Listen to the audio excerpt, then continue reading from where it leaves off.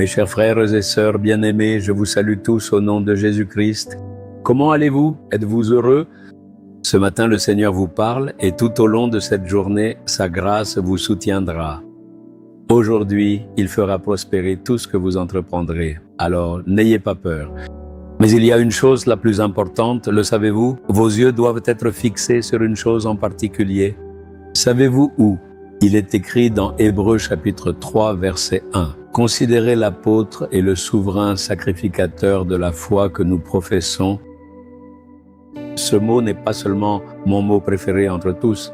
Ce verset sacré a véritablement et complètement transformé toute ma vie. Vous demandez comment? Je vous ai déjà partagé que je suis né et j'ai grandi dans une famille hindoue.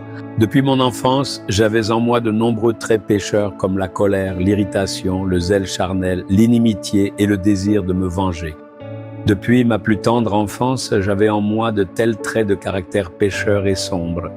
Dans la grande épopée indienne du Mahabharata, il existe justement un personnage très célèbre que l'on appelle Shakuni. Il est la cause de tous les problèmes. Dans ma terre natale, on m'appelait autrefois Shakuni. Ma nature était aussi comme cela. Je ne suis pas digne de faire le ministère. Je suis indigne pour le ministère. Mais vous vous demandez peut-être comment je suis devenu un serviteur de Dieu. Jésus est venu me chercher et par grâce, il m'a sauvé. Je lui ai dit, « Seigneur, comment puis-je te servir ?» Mais il m'a appelé et je me suis abandonné à lui.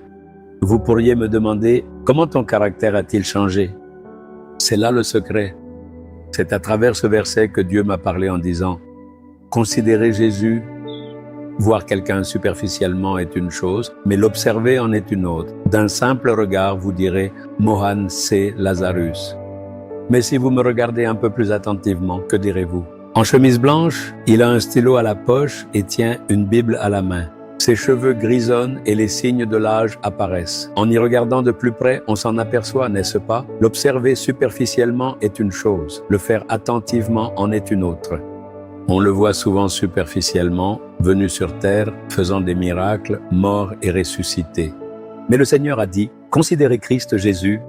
C'est pourquoi j'ai commencé à examiner attentivement chaque aspect de la vie de Jésus. Pour cela, j'ai commencé à lire à plusieurs reprises les 4 évangiles de la Bible, Matthieu, Marc, Luc et Jean, et à étudier soigneusement chacune des actions de Jésus. Avant cela, tout ce que je savais, c'est que Jésus avait rendu la vue aux aveugles.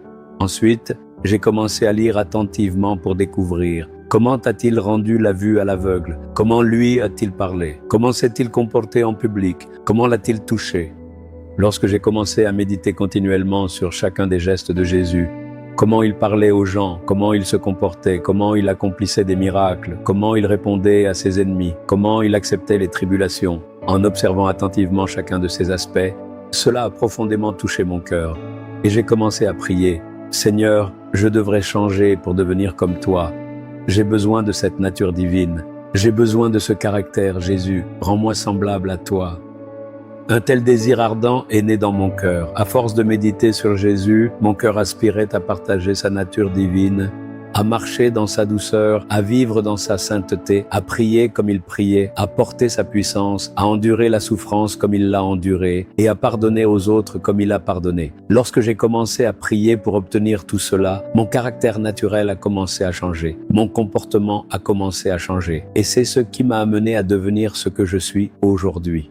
Vous pourriez me demander, es-tu parfaitement transformé? Non. Même aujourd'hui, je fixe mes yeux sur lui et je prie, Seigneur, change-moi encore plus, façonne-moi encore davantage. Ainsi, si chaque jour vous contemplez le Christ Jésus et priez avec le désir de posséder sa nature et son caractère et de vous transformer à son image, alors votre nature et votre caractère commenceront à changer. Une nature divine commencera à se former en vous. Cela ne peut pas s'obtenir en un seul jour. À mesure que vous continuez à prier et à vous rapprocher de lui, vous serez transformés progressivement. Alors contemplez le Christ Jésus. Lorsque vous lisez l'histoire de la vie de Jésus, ne la lisez pas à la légère pour passer à autre chose. Méditez sur sa vie. Lorsque vous méditez sur la façon dont il aurait parlé, comment il se serait comporté et comment il aurait prononcé chaque mot, la joie et l'allégresse rempliront votre cœur en réalisant « Jésus est un Seigneur si doux, j'ai reçu un Dieu si merveilleux et admirable ». Alors votre vie commencera à changer. Par conséquent, ne lisez pas la Bible et n'offrez pas de prière simplement par devoir. Considérez le Christ Jésus. Chaque jour, pensez à lui et priez. Jésus, je veux devenir comme toi. Je veux marcher dans tes pas. Accorde-moi ta grâce et il continuera de te transformer. Que le Seigneur accorde une telle grâce dans ta vie. As-tu ce désir? Souhaites-tu être comme Jésus? As-tu le désir d'avoir ces natures divines telles que la douceur, la gentillesse, la patience, l'amour, la prière et la puissance? As-tu ce désir? Alors pose tes mains sur ton cœur et dis « Jésus, rends-moi exactement comme toi. Je veux être comme toi. Désormais, je dois te considérer. Accorde-moi cette expérience. J'ai besoin de tous tes caractères. Bénis-moi ainsi. » Au nom de Jésus, je prie. Amen, amen.